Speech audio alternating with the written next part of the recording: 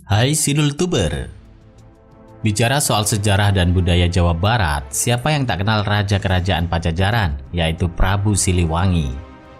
Prabu Siliwangi bagi masyarakat Sunda tak pernah lepas dari kisahnya yang penuh misteri dan tidak akan pernah hilang di telan zaman.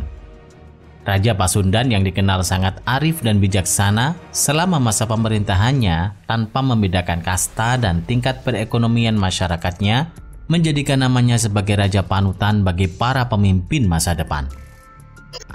Prabu Siliwangi yang bernama asli Anjeng Sri Baduga Maharaja dipercaya moksa atau hilang di telan zaman tanpa jejak hidup dan matinya.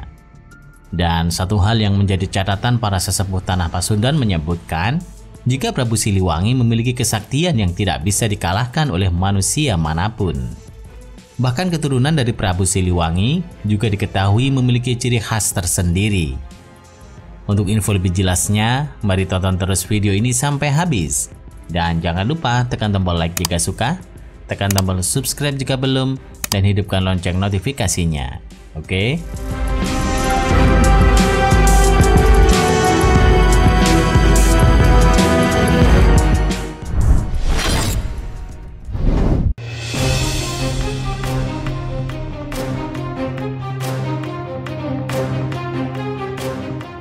Dikenal sebagai tokoh sejarah, keberadaan Prabu Siliwangi dianggap abu-abu, bahkan sering dianggap sebagai cerita mitos dan dongeng belaka. Pasalnya, keberadaan dan eksistensi baik dirinya maupun kerajaannya masih sulit untuk ditemukan dan dibuktikan secara nyata. Tokoh ini sebenarnya sangat legendaris yang dikenal sebagai seorang raja dari kerajaan Pajajaran di Jawa Barat.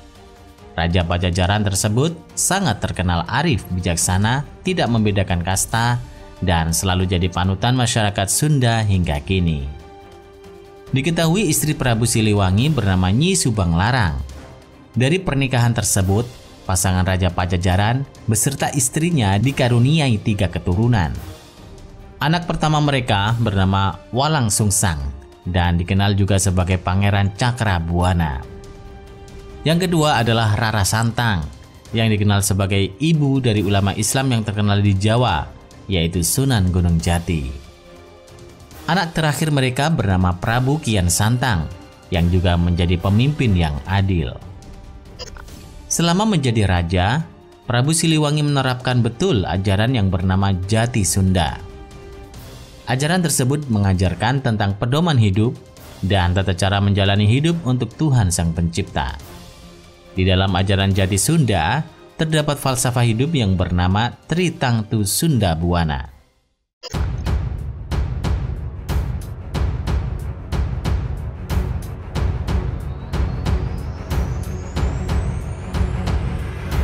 Falsafah tersebut berisi 3 pedoman dalam menjalani hidup yang baik. Yang pertama adalah Rama.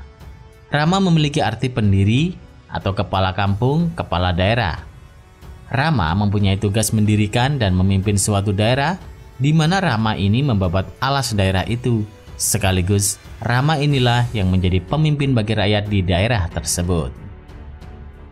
Yang kedua adalah Resi atau Pandita. Resi mempunyai tugas membimbing rakyat menuju suatu hal yang bijaksana dan hakiki menuju Sang Pencipta alam. Yang terakhir adalah Raja yang berarti Prabu atau pemimpin seluruh rakyat. Raja mempunyai tugas memimpin dan membuat kebijakan mengenai semua hal yang berhubungan dengan rakyatnya. Falsafah tersebut sangat diterapkan oleh masyarakat Pajajaran kala itu. Oleh karena itu, Prabu Siliwangi menjadi raja yang paling terkenal dan paling dicintai masyarakatnya.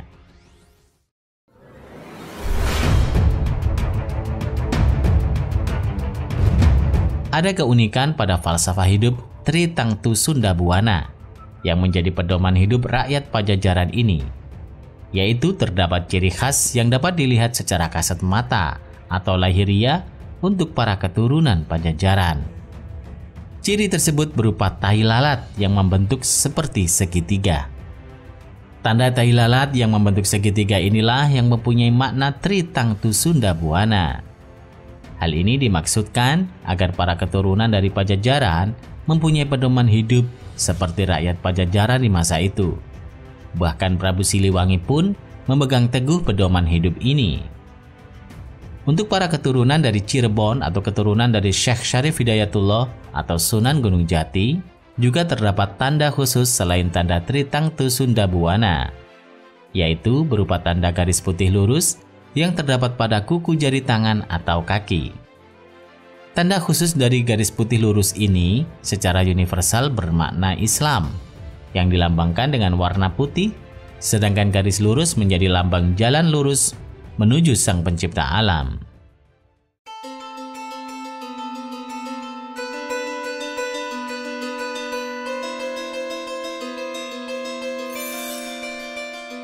Untuk Prabu Siliwangi sendiri, karena dipercaya moksa atau hilang ditelan zaman tanpa jejak hidup dan matinya, masyarakat percaya bahwa Prabu Siliwangi masih hidup dan selalu datang berbentuk harimau atau macan berbulu putih. Kisah ini bermula ketika anaknya yang bernama Kian Santang sudah dewasa. Siliwangi lalu diajak anaknya untuk memeluk Islam. Namun raja yang bergelar Sri Baduga Maharaja itu menolaknya. Kemudian, karena Kian Santang tidak ingin ayahnya berada di jalan yang salah, maka ia tidak pernah menyerah untuk memujuknya. Demi menghindari konflik, diceritakan bahwa Prabu Siliwangi melakukan moksa. Moksa sendiri berarti menghilang dari peradaban saat itu. Mitos yang beredar di kalangan masyarakat Sunda adalah mereka mempercayai bahwa Prabu Siliwangi berubah menjadi macan putih. Menjadi macan putih di sini dapat diartikan dalam dua hal. Yang pertama adalah bahwa raga dari Sri Baduga itu berubah menjadi seekor harimau putih. Tafsir yang kedua mengemukakan bahwasannya sifatnya lah yang berubah layaknya harimau putih, yaitu menjadi lebih pemberani, bertanggung jawab, serta lebih cinta kepada keluarga. Hingga sampai saat ini, masyarakat Sunda percaya jika petilasan Prabu Siliwangi berada di hutan Sancang, tepatnya di Curug Kejayaan dan Karanggajah.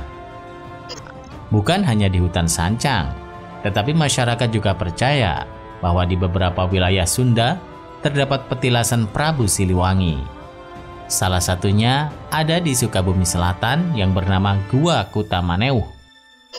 Setiap harinya banyak warga yang datang ke tempat-tempat tersebut untuk bertapa atau berziarah. Terima kasih sudah menonton. Jangan lupa share dan sampai jumpa di video berikutnya.